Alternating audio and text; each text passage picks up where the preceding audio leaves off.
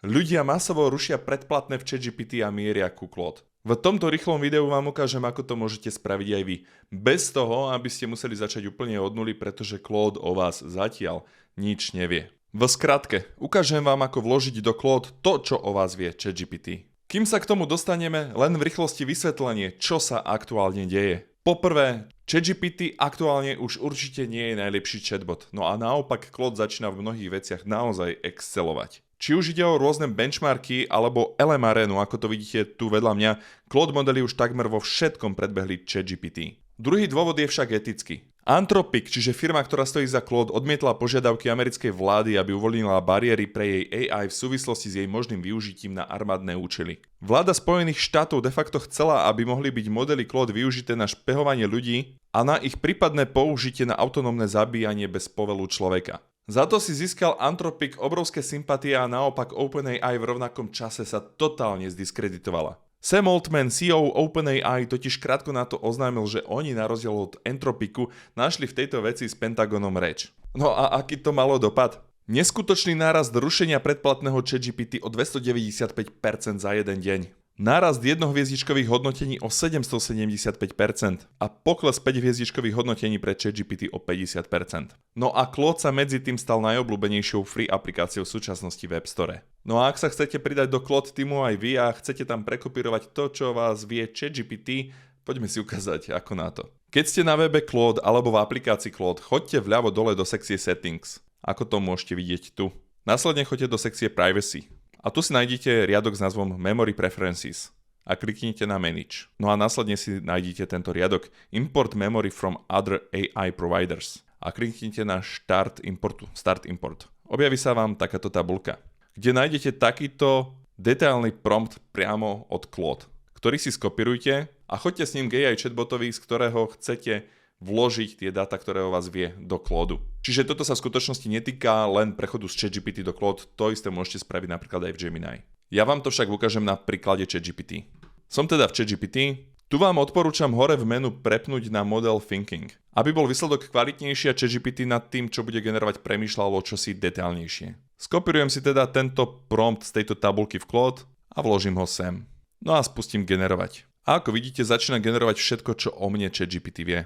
No a keď mám výsledok hotový, tak si ho len takto skopirujem. Vrátim sa do Claude a vložím ho sem. A kliknem na pridať do pamäte. Teraz sa aktualizuje pamäť v Claude, kde to Claude následne celkom pekne usporiada tak, aby to bolo ľahšie absorbovateľné. A ako vidíte, je tu nejaký výcuc. Ak vám tam však niečo nesedí, môžete to potom editovať. Kliknem na túto ceruzku a napíšem sem nejaký prompt. Tak napríklad ja viem, že sa tam zapatršili nejaké informácie od mojej dcery, ktorá použila môj ChatGPT účet a tým pádom mi tam trochu robila bordel. Tak ja do toho promptu jednoducho len môžem napísať, nech odstraní z pamäte všetko, čo súvisí s mojou dcerou. Alebo ďalší príklad, ChatGPT si pamätal, že sa učím po anglicky. Moja úroveň angličtiny sa však medzičasom trošku zlepšila, čiže tam v prompte napríklad napíšem, moja úroveň angličtiny je aktuálne B2 a odošlem. A tá pamäť sa aktualizuje. No a keď budete spokojní, tak to už len potvrdte kliknutím na toto tlačítko, následne vám Claude napíše, čo o vás vie, urobí taký finálny súhrn. Túto pamäť si samozrejme môžete medzi tým stále aktualizovať. No a máme hotovo, Claude teraz o vás vie oveľa viac než pred pár minútami. Samozrejme, prišli ste však do úplne nového ekosystému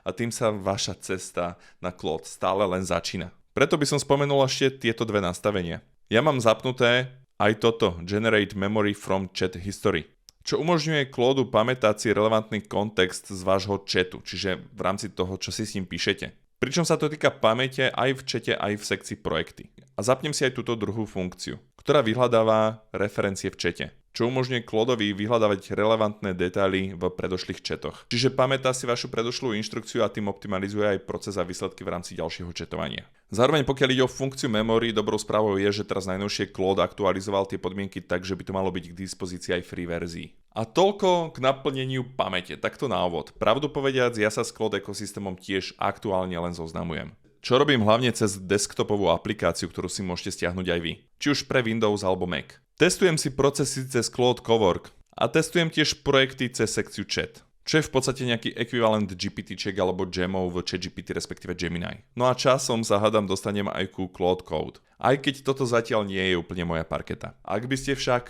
chceli túto cestu absolvovať so mnou, tak vedzte, že teraz aktuálne pripravujem také prvé úvodné video k tomu celému ekosystému Claude, kde vám ukážem, ako si to nejak nastaviť od začiatku, aby ste to mali nastavené čo najlepšie, čo tam je, čo tam nájdete, čo tam v budúcnosti môže byť. Takže sledujte tento YouTube kanál a ten úvodný návod, hlavne pre začiatočníkov pre Claude, príde už čoskoro, takže zapnite si prípadne aj odber. Zároveň, ak stále nemáte AI dosť a chcete byť totálne že v centre diania, aj nad rámec videí, ktoré vám prinášam, hoci sa snažím generovať tých videí naozaj veľa, tak sledujte aj moje podcasty na mojom Patreone Zaujalo ma AI, kde sa snažím každý deň vygenerovať cez notebook LM aspoň jeden podcast ku aktuálne najzaujímavejšej téme, na ktorú natrafím.